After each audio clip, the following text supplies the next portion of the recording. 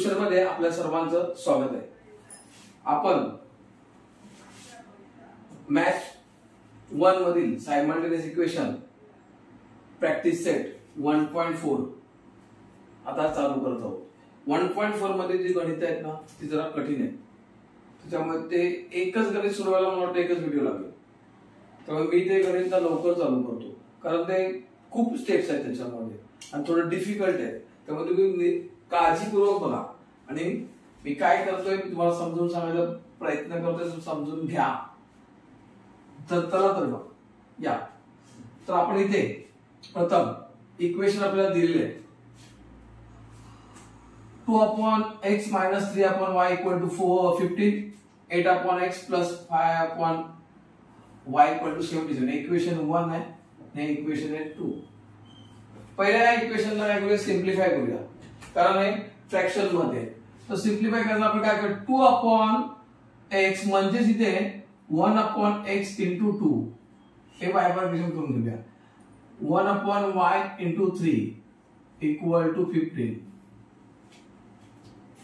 लक्षात घ्या, हे जो 1/x आहे इथे 1/x आहे, लक्षात घ्या, त्याला 2 ला बाजूला केला 1/x इथे लिहून घेतलाय। हे तुम्हाला समजण्यासाठी, डायरेक्ट केलं तर तुम्हाला समजणार नाही, मग इथे मी काय करतोय, तर 1/x = m, 1/x = m and 1/y = n ह्या व्हॅल्यू आपण काय करू, पुटअप करूया आता, आणि ह्या व्हॅल्यू व्हेरिएबल घेऊन, म्हणजे 1/x ची व्हॅल्यू m हे व्हेरिएबल आणि 1/y ची व्हॅल्यू n हे व्हेरिएबल घेऊन आपण नवीन इक्वेशन बनवूया आणि ते इझी करायचा प्रयत्न करूया। जसं की आता इथे 2 * m - 3n = 15 हे आपल्याला इथे इक्वेशन मिळेल। मी काय करतो, या इक्वेशनला 1 न करता इथे 1 करतो, हे नवीन आता इक्वेशन आपलं झालेलं आहे। इथे तसंच करता येईल आपल्याला, 1/x * 8 + 1/y * 5 = 77। मग 1/x च्या ऐवजी आपण काय घेणार आहोत, m, म्हणजे 8m + 5n = 77 हे इक्वेशन नंबर 2, म्हणजे सिम्प्लिफाय करून आता आपल्याकडे इथे आलेलं आहे। आता आपल्याला काय करावं लागेल की या दोन इक्वेशनचं आपण निरीक्षण करूया पहिल्यांदा, की त्याच्यामध्ये आपल्याला इक्वल साइन आहे की डिफरंट साइन वाले कोण मिळतात का बघूया। डिफरंट साइन आणि सेम व्हेरिएबल किंवा सेम व्हेरिएबल आपल्याला पहिले मिळतात का। आपण जर सेम व्हेरिएबल इथे बघायला गेलो तर इथे 8m आहे आणि इथे 2m आहे, व्हेरिएबल अलग, कोएफिशिएंट आहे m चे ते वेगवेगळे, नंतर इथे 5n आहे 3n आहे, म्हणजे ह्याच्या पण यांच्या व्हॅल्यू व्हेरिएबलच्या व्हॅल्यू त्या पण काय वेगवेगळे आहेत, म्हणजे सेम व्हॅल्यू मिळत नाही। मग आपण काय करायचे, डिफरंट व्हेरिएबल आहे, डिफरंट साइन आहे प्लस मायनस, त्यांचे व्हेरिएबल आहे म्हणजे n व्हेरिएबल हा इक्वल करूया आपण। तर इक्वल करताना काय करावं लागेल, इक्वेशन नंबर 1 इथे 3 इथे 5, म्हणजे ह्या इक्वेशन नंबर 1 ला n चा जो कोएफिशिएंट 5 आहे सहगुणक त्याने मल्टिपल करू। मग मी इथे लिहितो मल्टिपल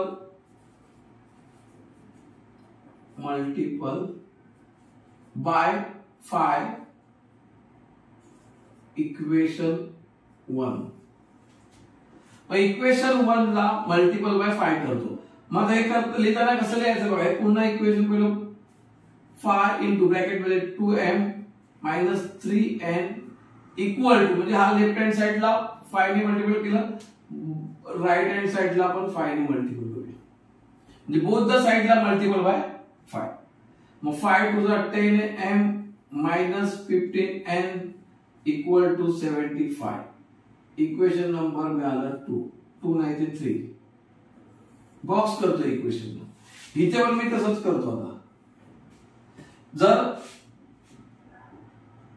n चा कोएफिशिएंट 5 ने मल्टिपल केलं इक्वेशन 1 ला, तर इक्वेशन 1 चा कोएफिशिएंट 3 याने मल्टिपल करूया इक्वेशन नंबर 2 ला, मल्टिपल बाय 3 इक्वेशन 2। इक्वेशन 2 आहे मल्टिपल बाय 3 ब्रॅकेटच्या बाहेर ब्रॅकेटमध्ये 8m plus 5n equal to 77 into 3. लक्षात घ्या हे ना खूप मोठं लेंथी सम होणार आहे, त्याच्यामुळे काळजीपूर्वक बघा, नाहीतर मग गोंधळ होईल त्याचा. 8 3 जा मल्टिपल बाय 3 इक्वेशन नंबर 2. 8 3 जा 24m plus 15n equal to 77 into 3 direct 3 7 जा 21 असं करून घ्या इथे साइडला. 21 जा 2 3 7 जा परत 21 22 23 म्हणजे 231. ही व्हॅल्यू तुम्हाला इथे मिळाली. इक्वेशन नंबर आलं 4. आता इक्वेशन नंबर 3 आणि इक्वेशन नंबर 4 याच्यामध्ये आपल्याला इक्वल पाहिजे, तर इलिमिनेट करायचं आहे आपल्याला एका व्हेरिएबलला. मग इथे बघा इक्वल आले, इथे 59 आले 59 आले. मग या दोघांची साइन चेक केली आपण. साइन चेक केलं तर काय मिळते, साइन मिळतात इथे मायनस इथे प्लस. जर sign same variable same value आहे त्यांच्या आणि साइन डिफरंट असतील तर आपण काय करणार त्याच्यामध्ये ऍडिशन करणार. मग adding equation 3 and 4. Adding equation 3 and 4. आता 3 आणि 4 चा पहिला लिहून घ्या. 10m minus 15n equal to 75 plus adding equation number 4 24m plus 15n equal to 231. Number केले नंबर लिहून घेऊया. आता इथे ऍडिंग करताना साइन वगैरे चेंज होत नाही. ऍडिंग करताना साइन मायनस केलं सबट्रॅक्शन तर साइन चेंज झाली असेल, लक्षात ठेवायचं. आता इथे एलिमेंट कोण होतं यामध्ये कॅन्सल होत आहेत nn. हे राहिले किती 34m इक्वल टू 6013 म्हणजे 306. मग 30 मोठ्या टेबल मध्ये येतात का, तर येतात. m equal to 306 divide by 34. हे इथे काय मल्टिपल इकडे जाऊन डिवाइड झाले. m इक्वल टू मी आता ते डिवाइड करून दाखवणार नाही, डायरेक्ट 34 वजा 34 9 चा m ची व्हॅल्यू आली 9. लक्षात घ्या. आता आपल्याकडे m ची व्हॅल्यू आली. अजून x आणि मेन जे इक्वेशन मध्ये x आणि y त्यांच्या व्हॅल्यू आलेल्या नाहीये, त्या काढायच्या. तर m च्या नंतर आपण n ची काढूया. हे 9 आहे. आता कशाची काढवायची n ची. n ची व्हॅल्यू काढली, m ची व्हॅल्यू आहे ती put in equation 1. m equal to 9 put in equation 1. Equation 1 2m minus 3n equal to 15.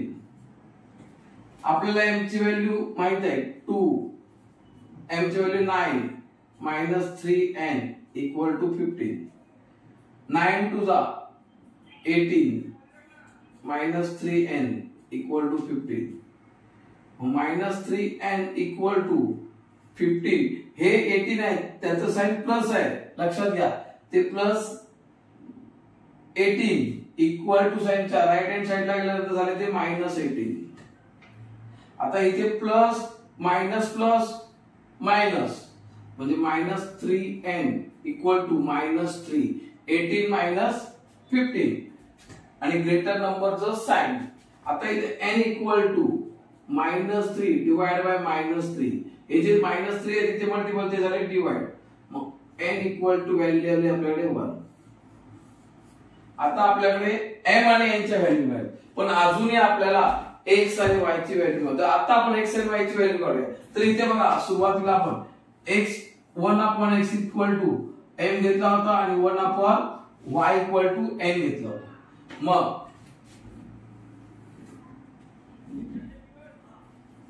1 upon x is equal to n and 1 upon y equal to m.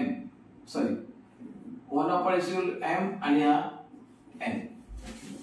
तर आता काय करायचं आहे? Therefore 1 upon x is equal to m ची value किती आहे? 9. बरोबर. म्हणजे आता इथे मुलांना कन्फ्युजन काय असतं माहिती आहे की इथे 1 upon x आहे. काही जण 1 into 9 करतील मल्टिप्लिकेशन असं पण करतात. म्हणून इथे ना आपण डिनोमिनेटर मध्ये 1 घेऊया आणि क्रॉस मल्टिप्लिकेशन करूया. म्हणजे 1 into 1 मी एकदम बेस लेवलला शिकवतोय. 9 into x व्हॅल्यू कोणाची काढायची? x चा तसंच ठेवलं. म्हणजे इथे 1 into 1 आणि हे जे इथे मल्टिपल आहेत ना ते इथे झाले डिवाइड. म्हणजे x इक्वल टू आले 1 upon 9.